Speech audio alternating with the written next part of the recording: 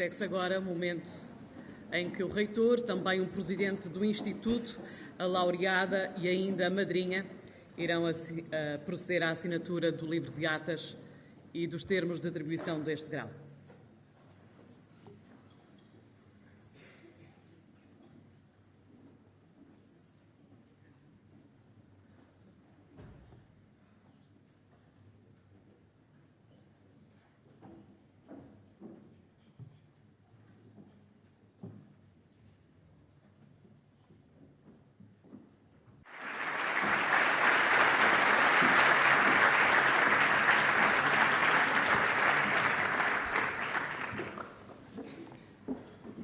Dear Rector Luis Pereira, President of the General Council Carlos Pina, Professor Ricardo Ramos Pinto, Professor Carla Margarita Barroso Guapa da Costa, Minister Rangel, Mayor, members of the European Parliament, ambassadors and distinguished guests, dear professors, dear students, dear Europeans.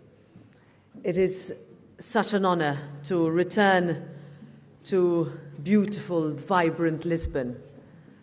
As Professor Guapo da Costa said, Portugal has been one of the countries I have most frequently visited over my presidential mandate. And there is a reason for it. Portugal is a country that personifies what it means to be European. A place where I always feel at home, with a people who symbolize the spirit of resilience, of solidarity, and of togetherness, values that Europe must continue to embrace. It is what I would call the Portuguese effect.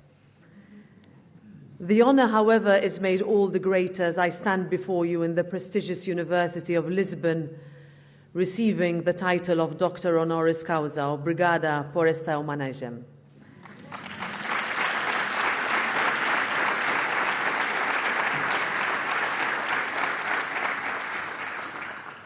Beyond a recognition of the European Parliament's work, I see it as a responsibility to continue standing up for Europe, as a renewed impetus to push ahead in championing our shared European values of freedom, democracy, equality, and justice that perhaps too often we take for granted, and that are increasingly coming under threat. Ladies and gentlemen, next week Portugal marks 50 years since the 1974 Carnation Revolution that ushered in your country's transition to democracy, that saw the end to an era of repression. And the story of Portugal continued, and a new chapter in the story of a free Europe was written. Later than 3 years later, Mario Soares, alumna of this great university, Prime Minister of the first constitutional government and former member of the European Parliament, made the first important step towards Portugal's membership into the European Union and ensured our story continued to be written together. We are in the city of Europe. The Treaty of Lisbon defined modern Europe. In 2007, European leaders, headed by José Manuel Durão Barroso and the Commission, came together here in a powerful combination of symbolism and future-driven ambition to set out Europe's path. It meant a stronger European Parliament, but more importantly, it meant that we were able to face the challenges of the last decade and a half together. Now we need to find that same spirit, that political courage to get to the next steps. And again, we will look to Portugal to lead. Portugal understood sooner and perhaps better than most that we can never be free until we are all free, that we can never be safe until we are all safe, and that a united Europe is the best guarantee for all our people. It is this philosophy that guides our response to Russia's illegal war in Ukraine, a war that no one wanted, that no one invited, and that targeted all that we hold so dear in Europe. It was a wake-up call to the fact that there are still those for whom our European way of life is a threat, simply by existing. That is why we could not, and we did not hesitate to stand with Ukraine when it mattered the most. And it matters that we stand with them still, and that we will stand with them for as long as it takes. In February 2022, just a few days after the Russian invasion of Ukraine, I met a group of women and children in Strasbourg who had just made it out of Kiev. I asked them, "Where are you going?" And they told me Porto, a place on the other side of the continent. It was an emotional moment, but it showed that even in the most difficult of times, Portugal did not shirk away from its responsibilities, from the values that guided itself out of the grip of oppression into democracy, towards the very heart of the European Union. That, dear friends, is the Portuguese effect. It is the very best of Europe on display. Yours is the nation where Europe begins, and the gateway to the rest of the world. From Latin America, Africa to Asia, your unique ties have meant that Europe is able to speak with a global voice and listen in a manner that enables common understanding and protects multilateralism. We have lived through challenging times, but as the Portuguese saying goes, o ferro mais forte forjado no fogo mais quente.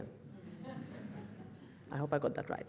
That is why I argue that Europe is stronger than it has ever been, because of, and not in spite of, the challenges that have come our way. That the crises we faced made us more resilient, more determined, and more united than we have ever been before.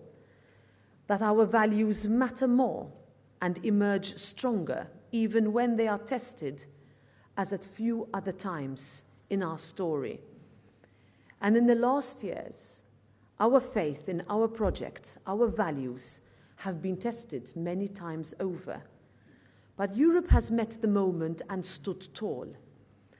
At the height of the pandemic, we managed to ensure the provision of vaccines and ventilators, made huge steps forward in our joint capacity for health.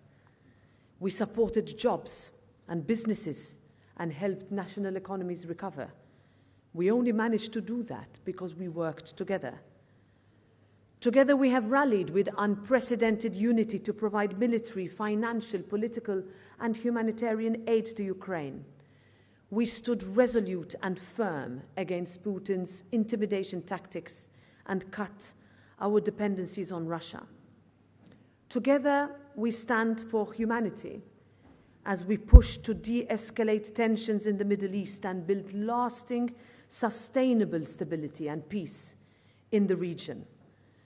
Together we are making the first significant steps at building a real EU security and defence union, one that understands our core belief in defending peace that Europe stands for.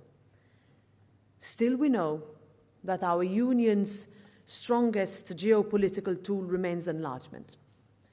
It is a win-win process. When it came to Ukraine, to Moldova, to the Western Balkans, to Georgia, we put our words into action. Like we did last week, when we defied all odds by voting in a robust legislative framework for migration and asylum. That is the same in all member states. That is fair with those who are in need of protection. That is firm with those who are not eligible, and hard with traffickers who exploit the most vulnerable people on our planet. That secures borders, that is based on solidarity and responsibility, that puts humanity first. Together we set out a path for Europe's green transition to address our climate emergency, boost sustainable growth and make our European economies more resilient, And here let me emphasize that for our green transition to work, it must also be just with member states and regions, just with businesses, with industry, with families, with people, just in the sense that it leaves no one behind.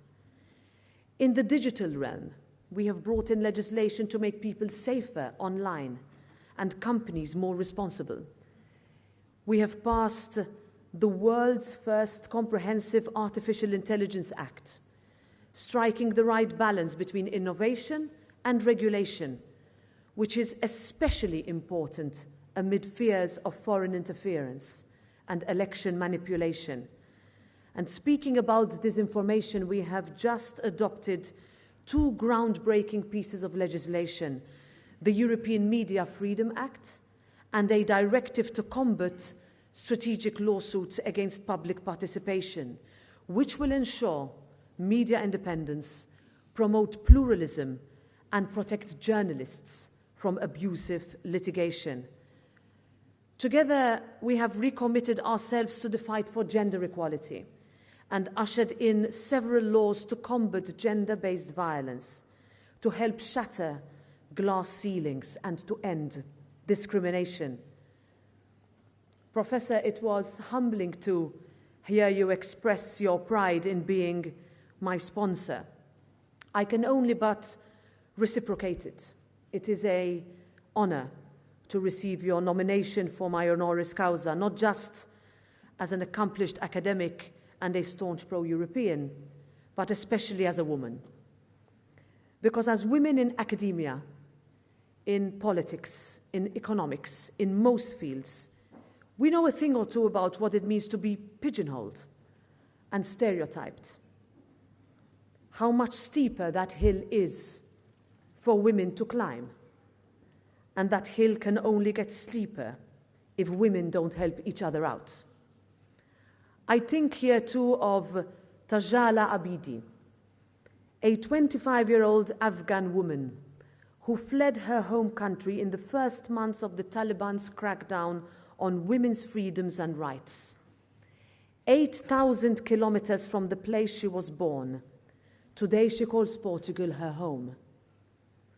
On one of my more recent visits to Lisbon, I met with Tajala, but she wasn't alone. With her, she had several other women and girls who she had just helped to do the same. I am told that today 2 of these women are studying engineering at the University of Lisbon, and Tajala will soon be taking up a master's course here herself. Once again, we saw the best of Europe on display. Truly, the Portuguese effect. Indeed, together over the past 5 years, we have also given new generations the opportunity to travel, to study, to work, create businesses, research, and innovate in a great space of freedom. Thanks to European Union funding, we are giving young people across Europe the chance to live up to their full potential. And of course, by saying all of this, I do not mean to say that the European Union is perfect. It is not.